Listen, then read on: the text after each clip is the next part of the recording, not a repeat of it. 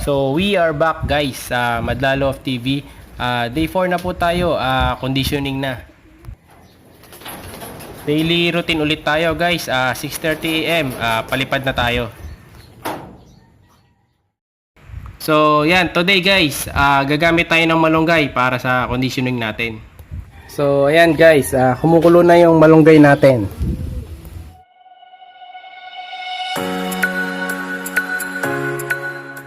Ayan guys, swerte tayo, maganda yung panahon. Maganda yan para sa pagpaparombo natin sa kanila.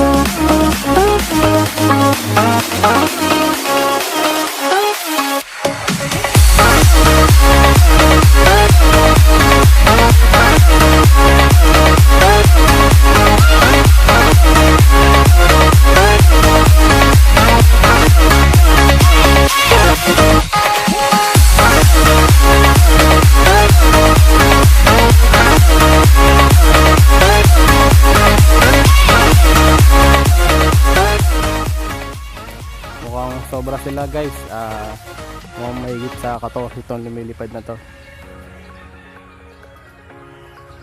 Mukhang may nakasama sila galing sa malayong lipad.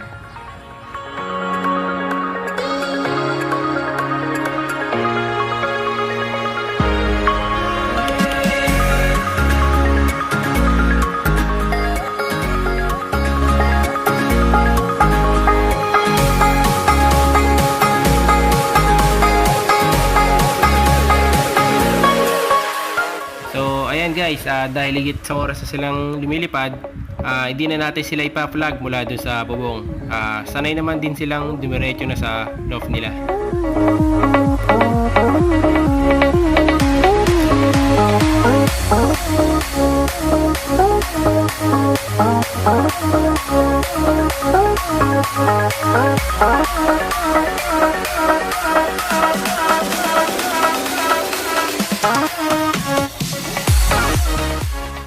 Ayan guys, ayan, nagsisibabaan na sila.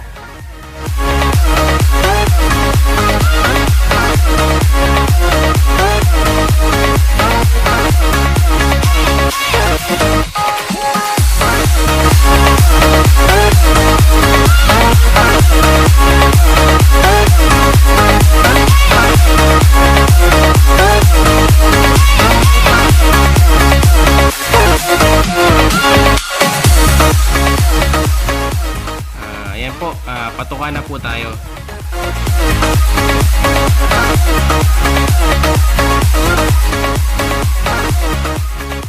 Kung makikita nyo po, ganadong-ganado silang kumain. Senyalis po yan na nasa kondisyon na po sila. May epekto na po yung mga ginawa natin nung day 1 hanggang day 3. Dahil sigurado, mapapalaban na naman sila sa training sa Martes. Ito guys, bibigyan na natin yung malunggay, sinala na natin siya para mas malinis.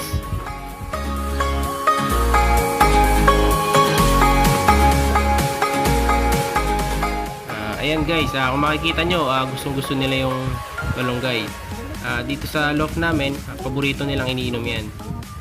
Kayo, pwede nyo ring haluan ng honey para mas ganado yung mga ibon nyo uminom.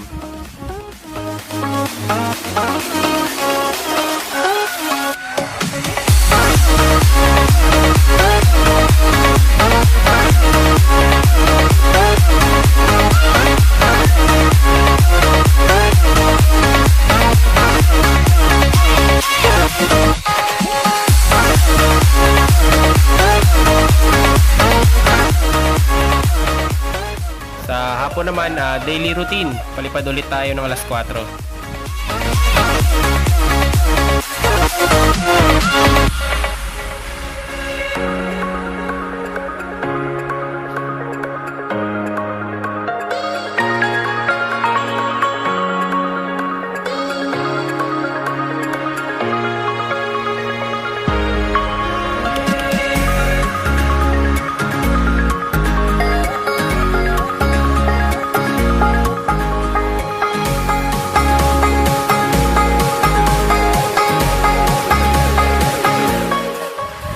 hapon, gagamitan natin sila ng flag para mas tumibay sila sa init ng araw.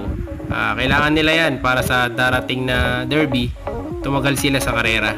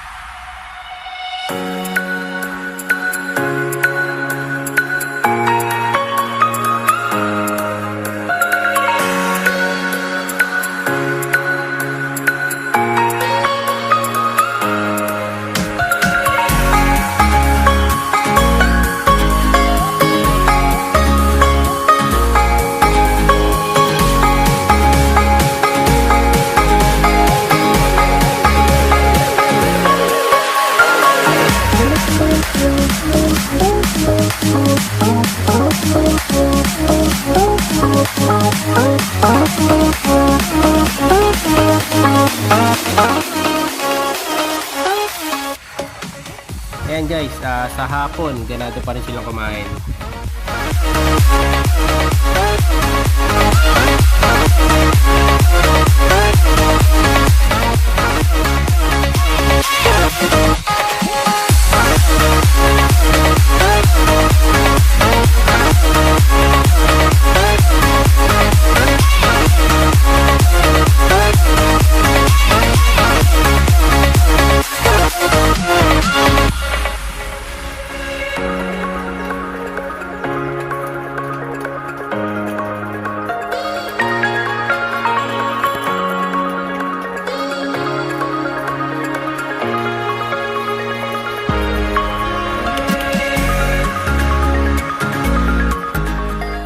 Hapon naman guys, ayan, dahil conditioning tayo, kailangan magbigay na tayo ng vitamins.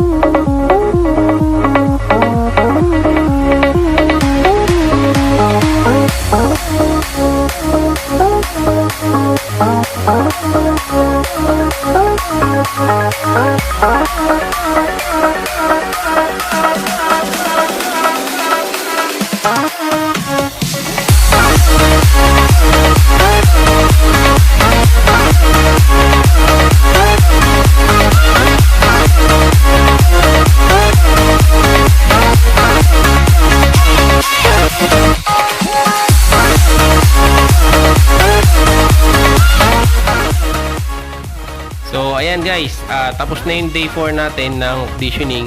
Abangan nyo bukas yung day 5 ng final conditioning natin. Paghahanda yun guys para sa darating ulit na training sa Martes, dahil tuloy-tuloy na ulit yung training natin nun hanggang mag-derby na. So ayun guys, sana nagustuhan nyo yung video natin ngayon. Huwag kalimutan mag-subscribe, like and share. Kung may tanong kayo o suggestion, comment lang kayo dyan sa ibaba. Huwag nyo kalimutang hit yung bell button para lagi kayo updated sa mga videos natin. Maraming salamat.